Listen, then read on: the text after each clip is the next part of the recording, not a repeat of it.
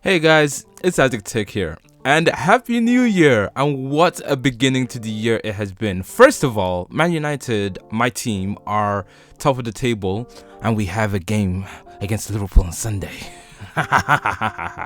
Also, we reached 10,000 followers on Twitter. Like, it's over 9,000, and that's crazy to me. It's over 9,000! What, 9,000?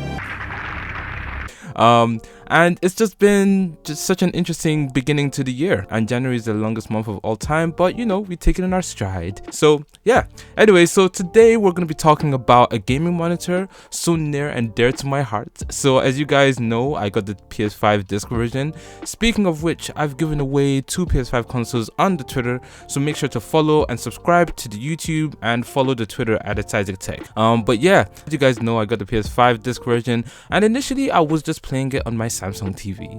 I know, right? What a pleb. And it just was not cutting it. So I asked the people on Twitter, which monitor should I get? I needed one that was a true 4K display with a decent refresh rate, and I came up with a few suggestions, but one really stood out, which was the ViewSonic XG3220. And I've lived with this monitor for about 3 to 4 days now, and wow.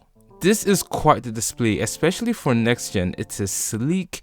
It is just, the curves are beautiful. It smells like a beautiful vixen. It's amazing.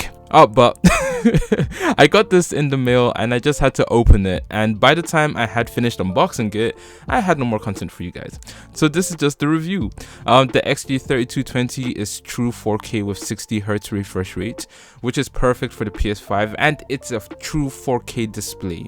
You know, which is very important. A true 4K display, not a 2160 or whatever, or a 1080 or 1320 or whatever numbers you want to put out there, but a true 4K display, which is so important.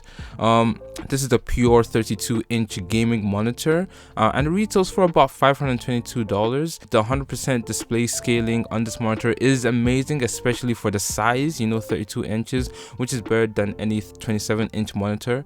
The high resolution gaming is the reason why I got this. The monitor isn't true HDR. You're still having to pay a ridiculous price for true HDR. You would want to have over 1,000 nits of peak brightness and over 10-bit color, which this monitor wouldn't do. This runs at 300 nits of color, and it only runs about 8 bits. It achieves 10 bits through dithering and through the software, and does not utilize local dimming, so you wouldn't really get a true HDR monitor for something. I don't know, for you to get a true HDR monitor, you'd have to pay upwards of 1,000. Well, you'd have to spend the better part of $1,000. The XG3220 runs an NVA path. It runs really deep blacks with the TN paneling.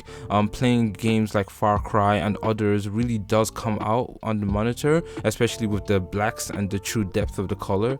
The monitor does tilt, pivot, swivel. It even shakes it all about, along with the height adjustments, which is really cool and so needed, because sometimes I'm playing the game and I just want it to come in a bit and I want to put it up, or sometimes I just want to play a game and I want to stand up while I play, because it's not good to sit down all the time.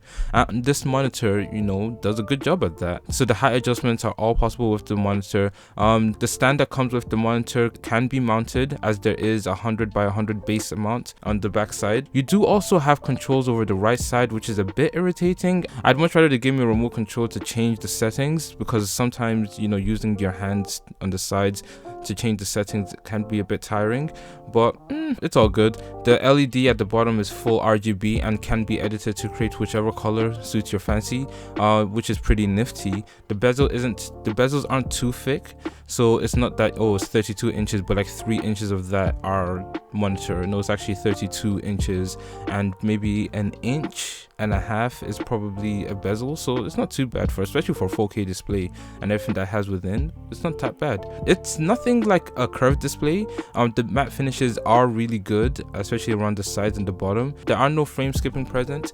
I found that ghosting is very minimal when using the overdrive at 240 frames per second. The color and gradient banding is non-existent, and I have not seen any backlight bleeding, so no complaints there. If you're asking if I would suggest or recommend this monitor, I 100% 100% would, because this is probably the best that you get the market for the price, especially if you're looking to pay less than $1,000. If you're interested in it, you can click the Amazon link in the description.